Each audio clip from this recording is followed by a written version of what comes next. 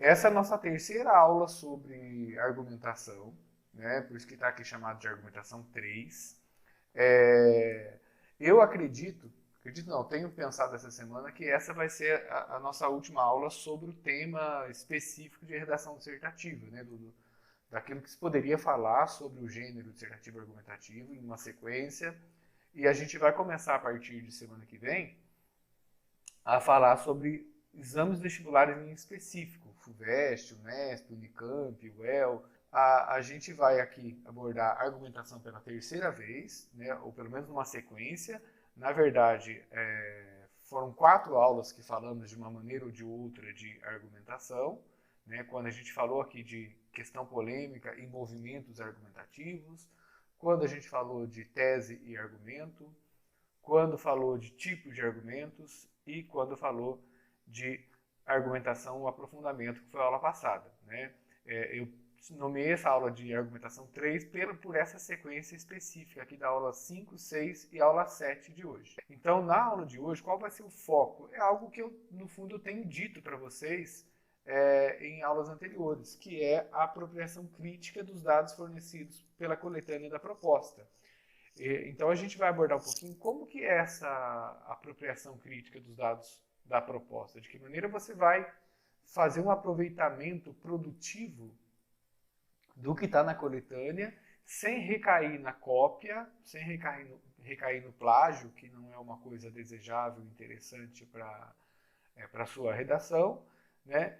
E, ao mesmo tempo, ter espaço para a inclusão do seu próprio repertório de argumentos, dos seus conhecimentos acumulados no ensino médio, que é também uma outra expectativa da banca corretora. Tá? Então, a gente vai falar sobre a leitura da proposta.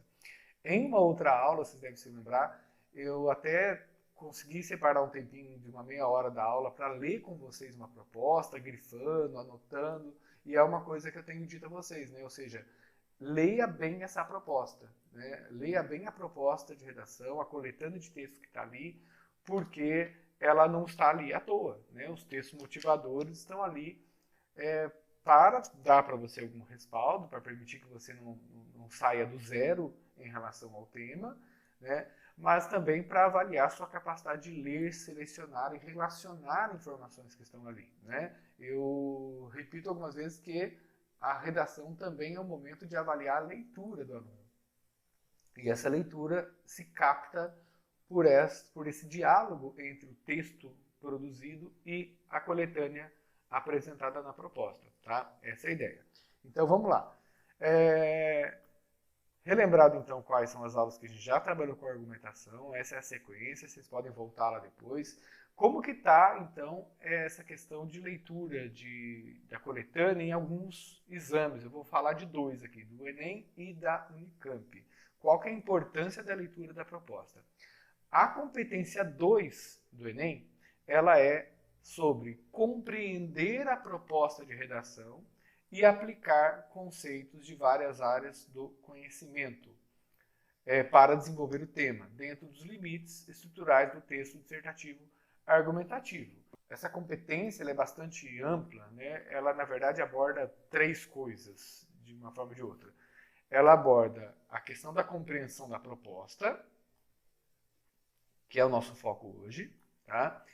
Ela aborda os conceitos das várias áreas do conhecimento e a estrutura do texto dissertativo argumentativo. É uma competência ampla que compreende talvez 3 elementos. O que nos interessa aqui hoje? A compreensão da proposta. Então, ela foi ali dada para o candidato, ela deve ser bem lida e compreendida. Tá? Essa é a ideia, portanto. Então, como que isso vai funcionar de acordo com o Enem? A gente pode avançar aqui no outro slide, que compreende o que, segundo as recomendações do Enem? Compreende você ler com atenção a proposta de redação e os textos motivadores para compreender bem o que está sendo solicitado, ou seja, compreender bem o tema, a abordagem temática, o direcionamento, né, os conceitos que estão ali apresentados, e isso vai, portanto, permitir que você demonstre na sua redação sua capacidade de leitura, de acúmulo de conhecimentos, etc. Tá? Só que o Enem faz uma outra ressalva, né, que é evite ficar preso as ideias desenvolvidas nos textos motivadores, porque elas foram apresentadas apenas para despertar uma reflexão sobre o tema. Eu não devo concordar muito com isso, que foram apenas para reflexão sobre o tema, né? Eu acredito que essa dica está aqui, da onde que eu tirei esse material? Eu tirei lá da cartilha do Enem 2019, talvez para alertar os candidatos que não recorram à cópia, né, simples da coletânea. Porque se ele recorrer à cópia, ele pode estar realmente se prejudicando, ele pode realmente estar recaindo no plágio e perder muito ponto com isso. Tá? Por que eu estou fazendo uma ressalva em relação a essa dica, embora esteja dada aqui no documento oficial do Enem? Porque não é exatamente bem assim, né? Ou seja, o aluno deve sim aproveitar os dados da coletânea, só que com a atenção de que ele não deve recorrer à mera cópia. Tá? Se ele está citando dados da coletânea, informações, números, se ele cita uma opinião presente na coletânea devidamente contextualizada, quer dizer, ele cita o que alguém disse, o que alguém explicou, o que alguém opinou sobre o tema, não há problema. O que eu acho que é a intenção do Enem com isso? Fica mais evidente aqui na terceira recomendação: não copie trechos dos textos motivadores. Então, não é realmente a cópia simples. Tá? Então, bem, onde que eu acho que é um pouco mais claro, que eu acho que a galera que produziu o documento aqui acaba sendo um pouco mais claro para a gente? Eu acredito que na Unicamp. No material da Unicamp, você tem aqui um trechinho do material orientador da redação da Unicamp. O aluno tem a grade de correção, a grade analítica, que será utilizada para a correção do seu texto. Ela é dividida aqui em alguns aspectos do texto. A gente vai depois trabalhar especificamente com a grade da Unicamp. Eu não vou detalhar aqui esses aspectos, mas eu vou chamar atenção para aquilo que nos interessa agora, que é nesse trecho aqui da leitura dos textos. Então, a Unicamp, nesse momento, ela fala o que para a gente? Especificamente, vai ser avaliado o uso produtivo dos textos da coletânea. Se o aluno faz uma leitura crítica, que caracteriza uma apropriação de acordo com o projeto de texto. Né? Então, veja que eles utilizam a palavra apropriação. Então, de fato, o aluno vai se apropriar de informações, dados, opiniões que são no texto. Mas o que é se apropriar, para eu não confundir com a ideia do copiar? É uma apropriação crítica e produtiva. Isto é, em favor de um projeto pessoal de texto, em favor da argumentação que você se propôs a fazer. Entende? Isso que é apropriação crítica, isso que é o uso produtivo dos textos. Então, a Unicamp, eu acredito que ela é um pouco mais precisa para a gente aqui, um pouco mais exata, no sentido de nos explicar de que maneira é essa apropriação dos textos da coletânea. Né? O Enem ficou um pouco ali ambíguo: eu devo usar, não devo usar, eu devo considerar a coletânea como forma de compreensão do tema, mas eu devo evitar utilizar esses dados. Eu acredito que o Enem é um pouco confuso nessa questão. A Unicamp é mais exata, mais precisa, e eu acredito que nos orienta melhor sobre como fazer esse aproveitamento dos textos da coletânea.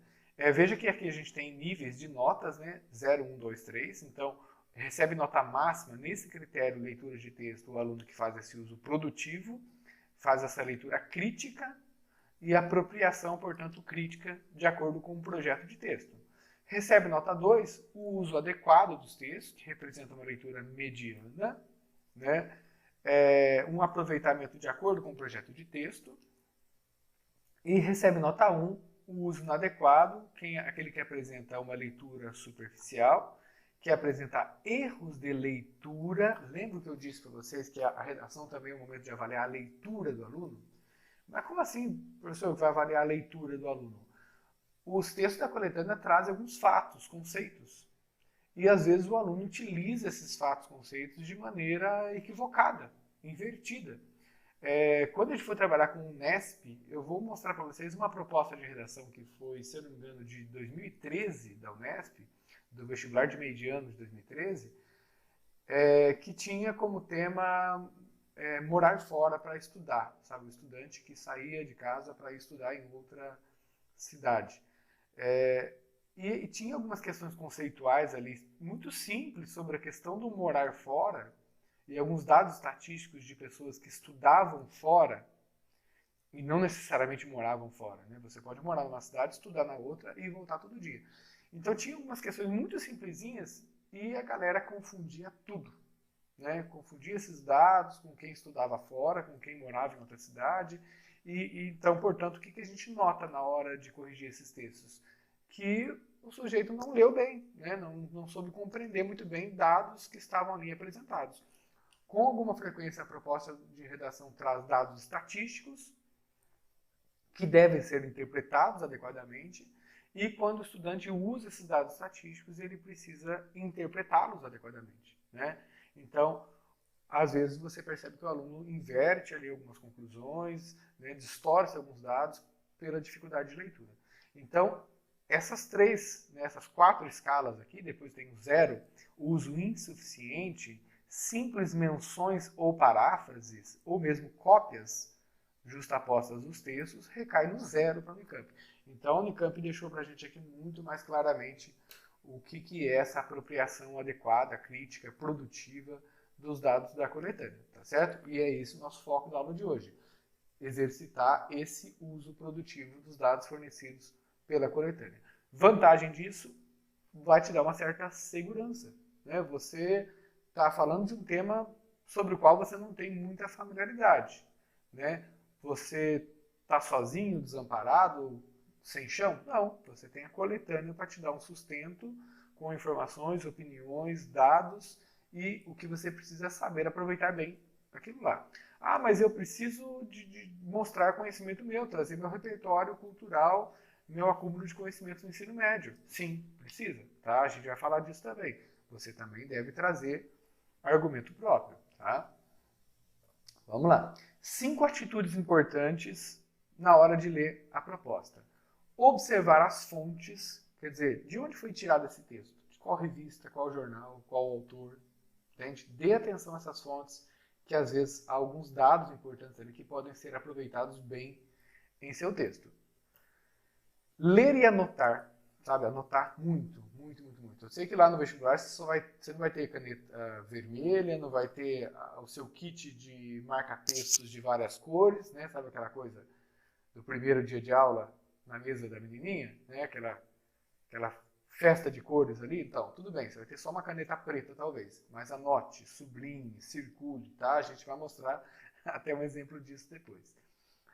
Interpretar e relacionar as informações. Então, não basta você colher essas informações. Elas estão ali também para serem adequadamente interpretadas e, de alguma forma, relacionadas ao longo do texto. Ok? Selecionar informações, dados e opiniões, né, que estão na coletânea. A gente vai falar dessa seleção depois.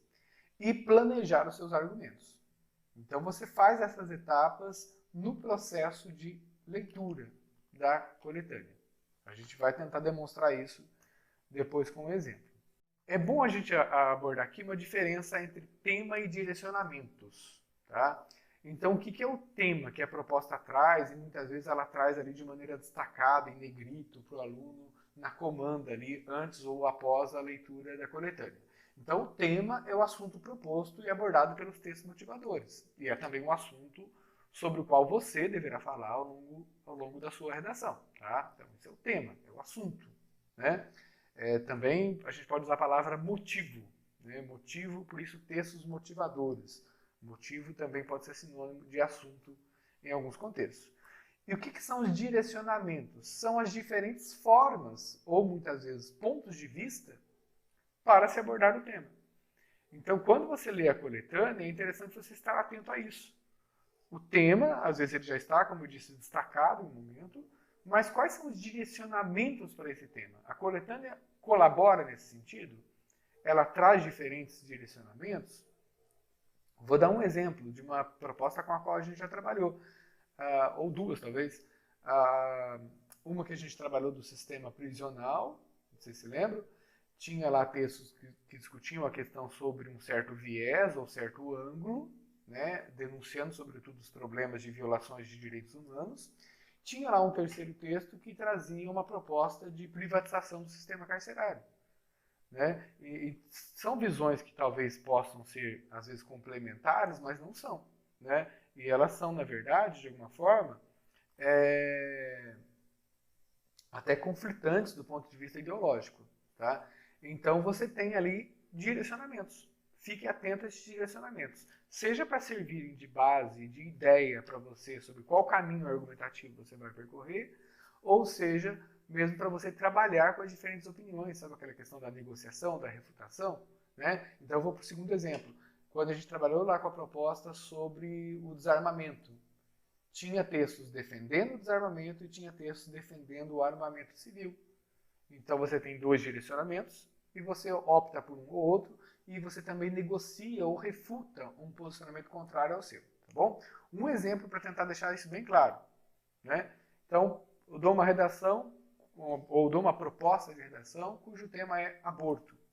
E você tem dois direcionamentos possíveis, a favor ou contra. Tá? Então, um exemplo muito simplesinho, só para entender o conceito mesmo de direcionamento. Tá bom? Então, vamos lá. A gente vai analisar um exemplo. Tá? Eu vou fazer com vocês a leitura de um exemplo. E qual que é a meta? Né? Lembra que eu falei que eu ia mostrar o exemplo de uma redação anotada? Essa é a meta.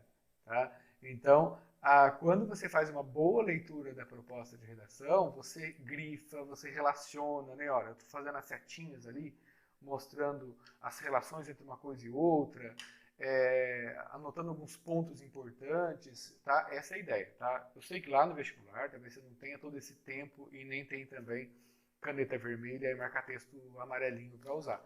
Mas anote, grife, sublinhe, porque isso vai garantir uma boa leitura para o seu texto. Tá? Então, vamos à leitura de um exemplo. Deixa eu abrir. Preciso tirar aqui esse marca-texto. Aqui tirou. Então, estamos aqui. Ó. Essa é uma proposta da FUVEST. Eu não lembro exatamente que ano que é essa proposta, mas ela está aqui para a gente. Tá? Deixa eu usar aqui o marca-texto. Vamos começar. Então, veja bem, ela começa com texto 1, texto 2, texto 3, texto 4. Tá? Então, ela tem 4 textos da coletânea. São textos curtos. Existem alguns exames que apresentam coletâneas de textos bem longos. E depois aqui uma comanda, né, uma instrução. E a gente vai ver depois que ela é bem generosa. Tá? E lembra que eu falei observar as fontes? Então veja só, primeiro aqui, o texto 1 é uma matéria da revista Veja, de 2009. O texto 2 é um texto aqui do site abap.org, de 2009 também. Ó. Datas próximas, depois a gente até vai ver por quê. Depois a gente tem aqui um recorte, uma citação de um livro de Zygmunt Bauman. Há quem diga que a FUVEST adora citar o Bauman em propostas de redação. Isso é verdade, não vai ser só uma, não é só essa proposta que a gente vai ver esse filósofo sendo citado, não. E depois aqui um outro trechinho, só que agora de Lipovetsky, que foi citado pelo Bauman, né? No livro A Arte da Vida.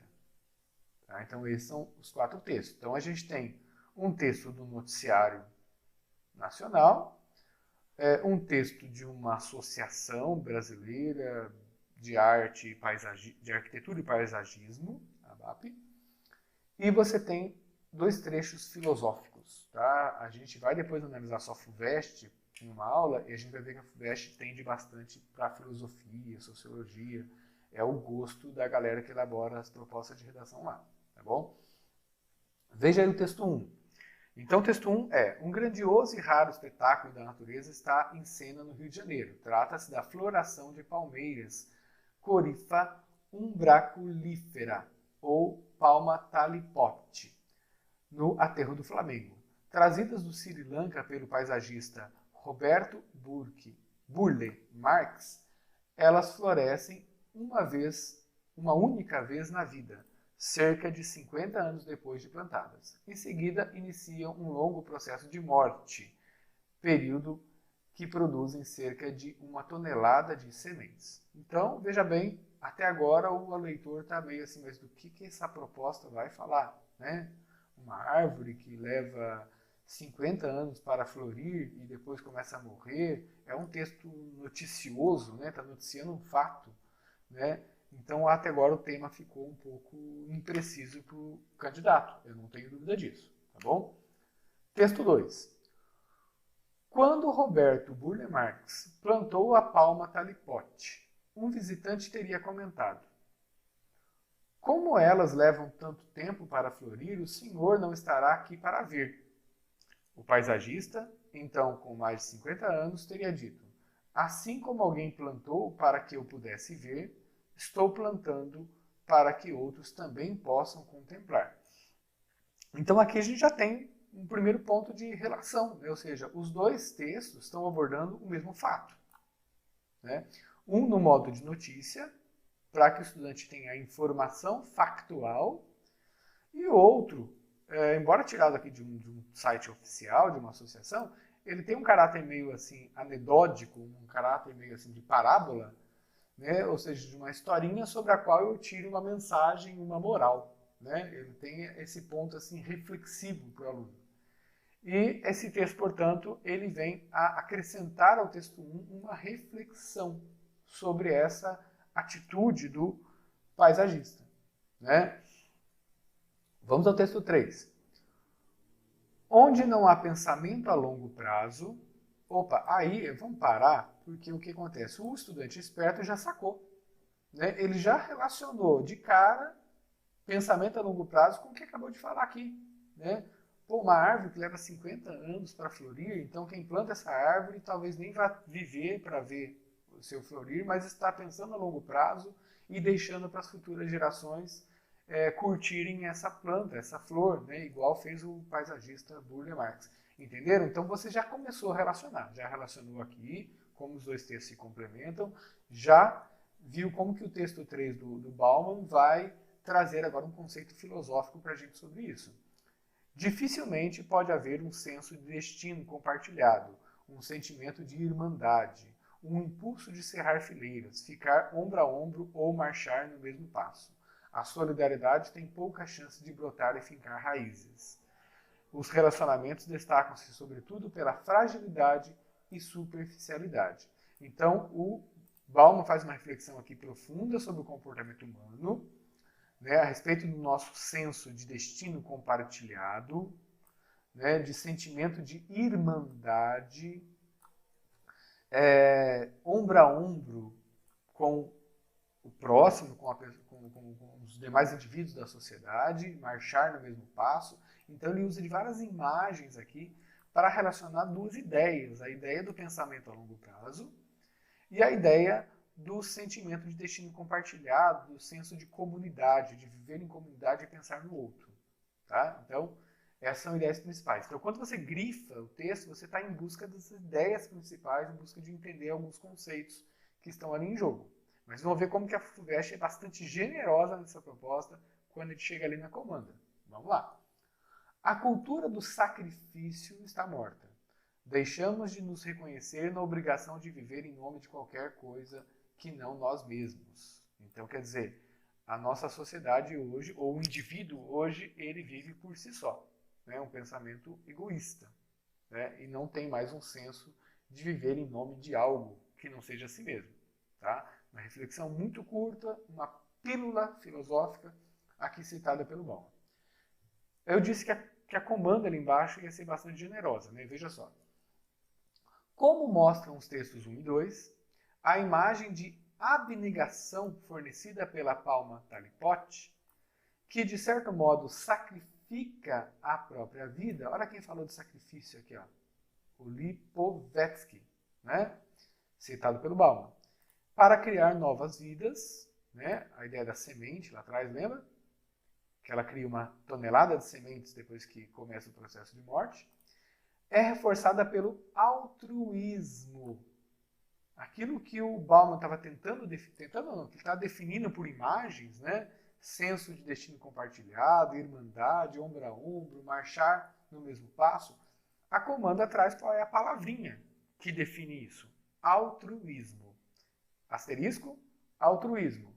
Tendência ou inclinação da natureza instintiva que incita o ser humano à preocupação com o outro. Tá? A palavra altruísmo tem aí sua raiz altri, que é parente da palavrinha outro, simplificando assim. Tá? Então, altruísmo é se preocupar com o outro. A Comanda traz para a gente um conceito claro do que é altruísmo, entendeu?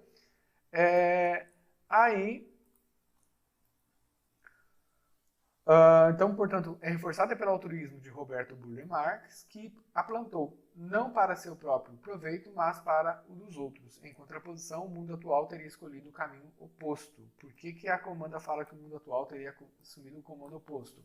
Ela está lembrando aqui, ó, desta fala do Lipovetsky e também de uma fala do Bauman, né? Que os relacionamentos destacam sobretudo pela fragilidade e pela superficialidade. Então, a Comanda, ela interpreta para você os textos da coletânea. Criou relações ali entre os 4 textos, entendeu? Então, algumas propostas não vão ser generosas assim. É você que tem que fazer isso sozinho, tá? Mas mesmo com essa generosidade aqui da Comanda, tem candidato, tem aluno que não vai sacar, né? Ele vai focar nisso aqui só e vai fazer o seu texto lá sozinho, né? E não é isso que a gente está recomendando. A coletânea não está aqui à toa, esta interpretação facilitada não está aqui à toa. Tá?